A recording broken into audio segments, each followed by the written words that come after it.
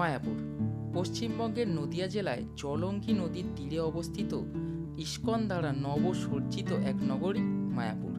এই মায়াপুরের কাছেই জলঙ্গি নদী ভাগীরথীর সাথে এসে মিশেছে। এই মায়াপুরেই নির্মিত হচ্ছে পৃথিবীর সব থেকে বড় হিন্দু মন্দির। হ্যাঁ, মায়াপুরের ইস্কন মন্দির ভগবান শ্রীকৃষ্ণের মন্দির।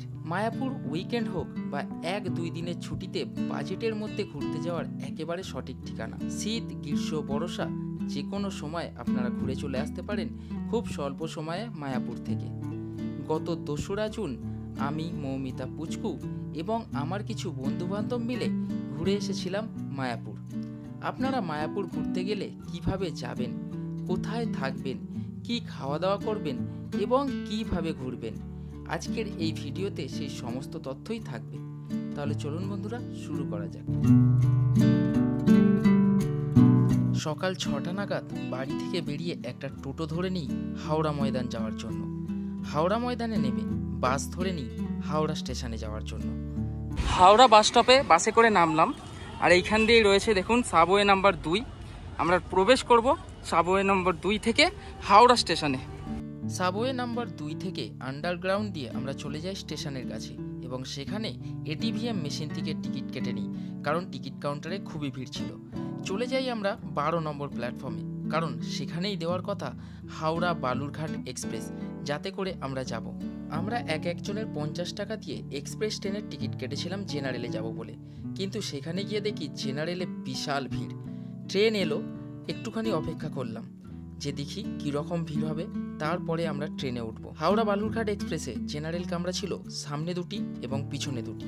এই ট্রেনটি সকাল 7:50 হাওড়া থেকে ছাড়ে এবং 1.5 ঘন্টা জার্নি করে 105 কিলোমিটার পরে পৌঁছে দেয় নবদ্বীপ ধামে। উপচে পড়া ভিড় দেখে আমরা ট্রেনে ওঠার সাহস পেলাম না, যেহেতু সাথে বাচ্চা এবং মহিলারা ছিল।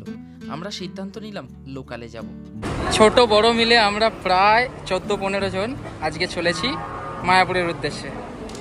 বালুরঘাট এক্সপ্রেসের পরেই হাওড়া থেকে কাটোয়া লোকাল ছাড়ে সকাল 8টার সময় হাওড়া স্টেশন থেকে। আমরা 2 নম্বর প্ল্যাটফর্মে চলে যাই কাটোয়া লোকাল ধরতে। উঠে পড়লাম ট্রেনে। এই তো যাবো মায়াপুর। তুমি যে 50 টাকাতে টিকিট কেটে এরকম ফুটপাতে বসে যাচ্ছ। আর ভাই যাই আমাদের ক্যাপ্টেন যেরকম ভাবে ঘড়িতে সময় সকাল 8:12। হাওড়া স্টেশনের 2 নম্বর প্ল্যাটফর্ম থেকে ছেড়ে চলে যাচ্ছে কাটোয়া লোকাল। 6 নম্বরে দেখাচ্ছিল ওয়্যার ইজ মাই ট্রেনে।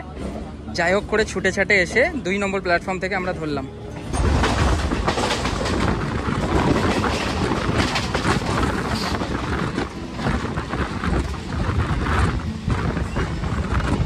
যেহেতু আমাদের হাওড়ার কাছাকাছি বাড়ি, তাই আমরা হাওড়া থেকে নবদ্বীপ ধাম স্টেশন হয়ে যাব মায়াপুর। যাদের শিয়ালদহর কাছাকাছি বাড়ি, তারা শিয়ালদহ থেকে কৃষ্ণনগর লোকাল ধরে কৃষ্ণনগরে নেবে চলে যেতে পারেন মায়াপুর। সেক্ষেত্রে সময় কম বেশি একই লাগবে। আমরা হাওড়া থেকে গিয়েছিলাম, মোট স্টপেজ ছিল এই ট্রেনের 31টি। 32 নম্বর স্টপেজ হচ্ছে নবদ্বীপ ধাম। আমাদের সময় লেগেছিল 2 ঘন্টা 9 মিনিট মতো। এই ট্রেনটি ব্যান্ডেল স্টেশনে 10 মিনিট মতো দাঁড়ায়। আপনারা পারলে কাটা সার্ভিস করে ব্যান্ডেলে নামতে পারেন। ব্যান্ডেল থেকে অনেক কাটোয়া লোকাল রয়েছে। 8টার সময় হাওড়া থেকে কাটোয়া লোকাল রয়েছে, তারপরে রয়েছে একদম 10টার সময়, এবং শিয়ালদহ থেকে সকাল 8:06 একটি কাটোয়া লোকাল রয়েছে। আপনারা যারা নবদ্বীপ ধাম হয়ে যাবেন ভাবছেন, শিয়ালদহ থেকেও নবদ্বীপ ধাম হয়ে যেতে পারেন।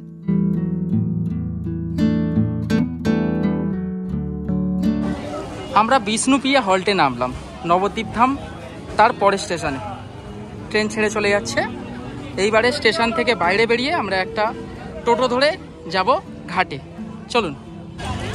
আমাদেরকে ওই প্ল্যাটফর্মে নামিয়েছিল। আমরা ওই দিক দিয়ে এসে একদম রেলগেট পার হয়ে এই দিক থেকে টোটোয় উঠবো। ওপারেও প্রচুর টোটো রয়েছে, আর রেলগেটের এই পারেও রয়েছে টোটো স্ট্যান্ড। চলুন। বিষ্ণুপ্রিয়া স্টেশনের কাছ থেকে আমরা টোটোয় উঠে পড়লাম।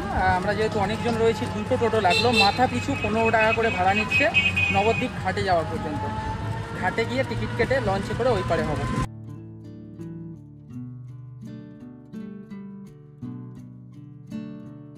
বিষ্ণুপ্রিয়া স্টেশন থেকে লঞ্চ ঘাটের দূরত্ব 2 কিলোমিটার মতো। টোটোতে লাগবে 10 থেকে 12 মিনিট মতো, আর রাস্তা যদি জ্যাম থাকে তো 15 মিনিট ধরে চলবেন।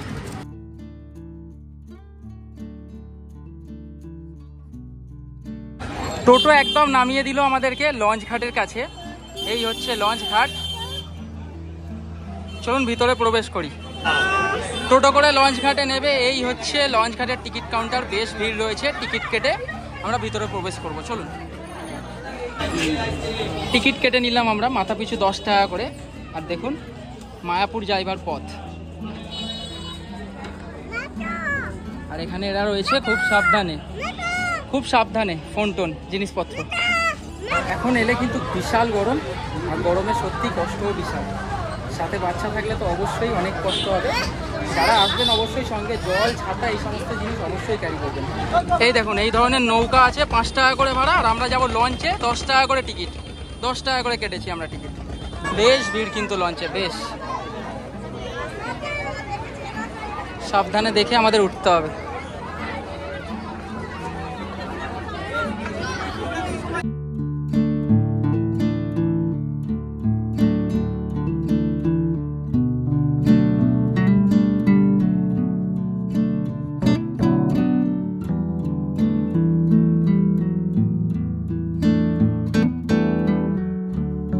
মিনিট 5-6-এর মধ্যেই আমরা পৌঁছে গেলাম মায়াপুরের যে ঘাট, সেই ঘাটে। এই রয়েছে টিকিট 10 টাকার। আর সবার হাতে হাতে টিকিট রেখে এখন বাহির পথে বেরোতে হবে। চলুন আস্তে আস্তে বেরোই।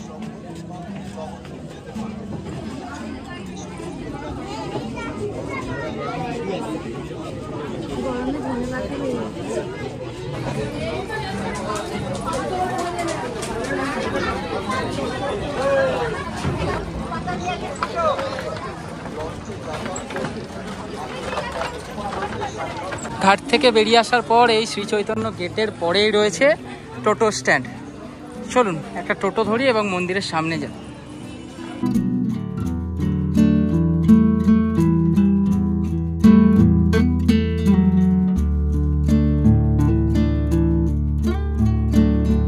যেহেতু আমরা হোটেল বুক করে আসিনি, মন্দিরের সামনে প্রচুর হোটেল দেখলাম, রেট খুব হাই ছিল, তাই একটা টোটো করে আমরা চলে এলাম মন্দির থেকে 2-3 মিনিট দূরে, ঠিক এই জায়গাটায়। আর রয়েছে এখানে বালাজি গেস্ট হাউস।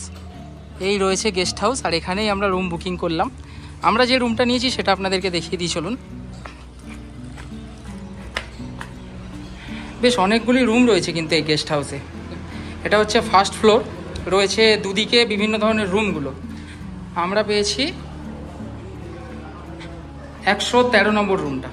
এই রয়েছে 113 নম্বর রুম। চলুন ভিতরে প্রবেশ করি। ভিতরে এসে অলরেডি পুচকু খেলাধুলা শুরু করে দিয়েছে। কিং সাইজ বেড রয়েছে, অবভিয়াসলি এসি রুম নিয়েছি, তার সাথে ফ্যানও রয়েছে, আয়না রয়েছে, এবং রুমটা কিন্তু বেশ স্পেসিয়াস। আরও ফোন নেবে বলে কান্নাকাটি করছে। নাও ধরো। Good evening. মায়াপুরের এই হোটেলে এসে চেক ইন করতে করতে আমাদের অলরেডি বেজে গেছিলো দুপুর 1টা মতো। এই হোটেলেতেই দুপুরের খাবার দাবার আমরা অর্ডার দিয়ে খেয়ে নিয়েছিলাম এবং খেয়ে একটুখানি রেস্ট নিয়েছিলাম। এখন ঘড়িতে সময় বিকাল 5টা। চলুন একটুখানি পাখির চোখে আপনাদেরকে মায়াপুর দেখানোর চেষ্টা করি।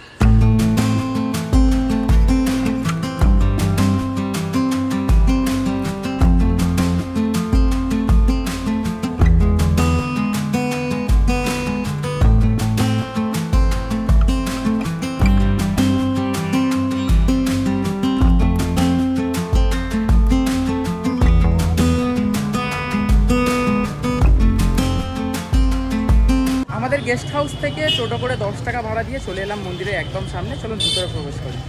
মূল গেট থেকে প্রবেশ করেই প্রথমেই রয়েছে অখণ্ড হরিনাম সংকীর্তন। এখানে কিন্তু 24 ঘন্টা হরিনাম জাপ হতে থাকে। চলুন এখন আমরা মূল মন্দিরের দিকে যাব। এই যে সবাই যাচ্ছে।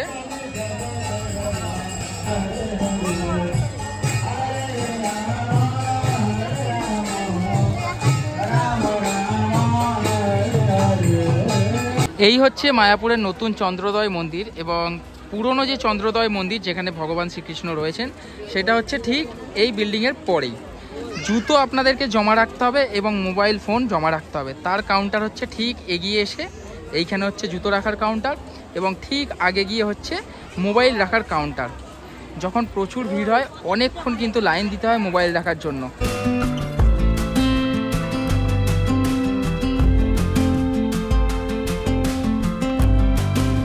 মায়াপুর ইস্কনের ভিতর প্রচুর রুম রয়েছে থাকার জন্য, প্রচুর বিভিন্ন ধরনের বিল্ডিং রয়েছে, আলাদা আলাদা ক্যাটাগরি। আপনারা স্পটে এসে বুকিং খুব কমই পেতে পারেন। এনাদের যে ওয়েবসাইট রয়েছে আমি ডেসক্রিপশানে লিঙ্ক দিয়ে দিলাম, সেই ওয়েবসাইটে গিয়ে আগে থেকে বুকিং করতে হবে। আর বেশ ভালো চার্জেবল, মোটামুটি 1000 টাকার নিচে কোনো রুম তো পাবেনই না, যা হবে 1000 টাকার উপরে। দেখুন লেখে রাখাই রয়েছে জুতো সহ প্রবেশ নিষেধ এবং কোনো mobile, camera, half pant, short dress, line রয়েছে পৃথক পৃথক। ওইখানে রয়েছে চেকিং কাউন্টার, আপনাদেরকে চেক করে তারপরে মন্দিরের ভিতর প্রবেশ করানো হবে। এই রয়েছে মূল মন্দির।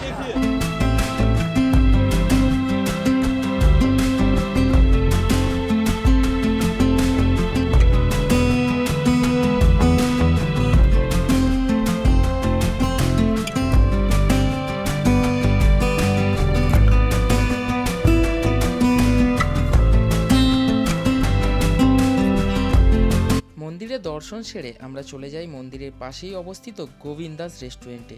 এইখানে বিভিন্ন ধরনের খাবার দাবার আপনারা পেয়ে যাবেন। রেট আমার বেশ রিজনেবলই লেগেছে। ডোসা থেকে শুরু করে ভেজ বিরিয়ানি, বিভিন্ন ধরনের মিষ্টি, পেস্টি, এই সমস্ত জিনিস আপনারা পেয়ে যাবেন।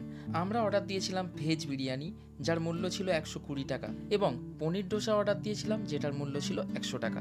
খেতে কিন্তু বেশ ভালোই ছিল। খাওয়া দাওয়া করে আমরা আবার ফিরে যাই আমাদের হোটেলে, তারপরে রাতের খাবার কিনতে বেরোই। হোটেল থেকে বেরিয়ে রাস্তার এই পারে রয়েছে প্রচুর খাবারের দোকান। তেমনই একটা খাবারের দোকানে চলে এলাম, জগন্নাথ প্রসাদম, যেখানে বিরিয়ানি পাওয়া যায়, তবে ভেজ বিরিয়ানি।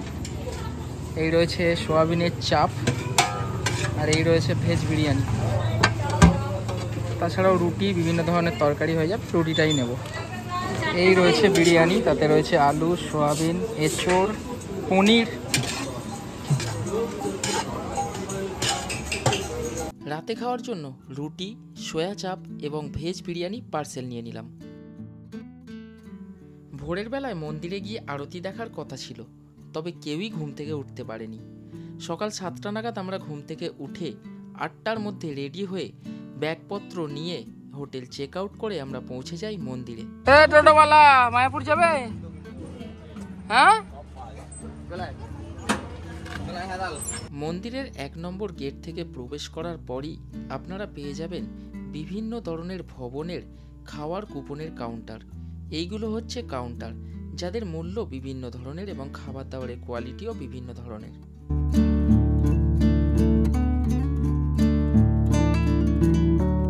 এই পথে প্রবেশ করে আমরা চলে এলাম ঠিক মন্দিরের এই দিকটায়, যেখানে রয়েছে দেখুন সুলভ প্রসাদ কুপন। এখন ঘড়িতে সময় সকাল 9টা, আর সকাল 9টার সময় কিন্তু 50 টাকা দিয়ে আমরা ব্রেকফাস্ট এখানে পেয়ে যাব। তাছাড়া দুপুরে খাবারও এখানে 50 টাকা, এটা 50 টাকার কাউন্টার। আর এইখান দিয়ে কুপন কেটে ঠিক ওইখানটায় করে খাবার দাবার খেতে হবে। আমরা 50 টাকা দিয়ে কুপন কেটে নিলাম, চলুন ব্রেকফাস্টটা করে নিই। শুধুমাত্র জুতো বাইরে রেখে আমরা আমাদের সাথে যে সমস্ত ব্যাগপত্র ছিল সেগুলো নিয়েই খেতে বসে গিয়েছিলাম। আমাদের খাবারের মধ্যে ছিল ভাত, ডাল, মোচা দিয়ে, ছোলা দিয়ে, শাক দিয়ে একটি তরকারি, লাউ দিয়ে, আলু দিয়ে একটি তরকারি, এবং শেষ পাতে ছিল একটি করে আম। খেতে খেতে আমাদের 10টা বেজে যায়। যেহেতু আমরা হাতে স্বল্প সময় নিয়ে গিয়েছিলাম, তাই আমরা বাড়ি ফিরে পড়ি, কারণ নবদ্বীপ থেকে সকাল 11টা বেজে 24 মিনিটের কাটোয়া লোকাল ধরে আমরা হাওড়া ফিরে যাব। বন্ধুরা, এই জার্নিটা স্বল্প সময়ে আমরা বেশ ভালোভাবেই করেছিলাম, খুব এনজয় করেছিলাম। ভিডিও বেশি করতে পারিনি, তাই যতটা করলাম এবং যতটা ইনফরমেশান আপনাদেরকে দেওয়া উচিত আমি দিয়ে দিলাম। আমরা যে হোটেলে ছিলাম সেই হোটেলের কন্ট্যাক্ট ডিটেলস, সমস্ত কিছু তথ্য আমি দিয়ে রাখলাম এই ভিডিওর ডেসক্রিপশান বক্সে। বন্ধুরা, দেখা হবে পরের ভিডিওতে নতুন কোনো জার্নি নিয়ে। ততক্ষণের জন্য সবাই ভালো থাকুন এবং সুস্থ থাকুন।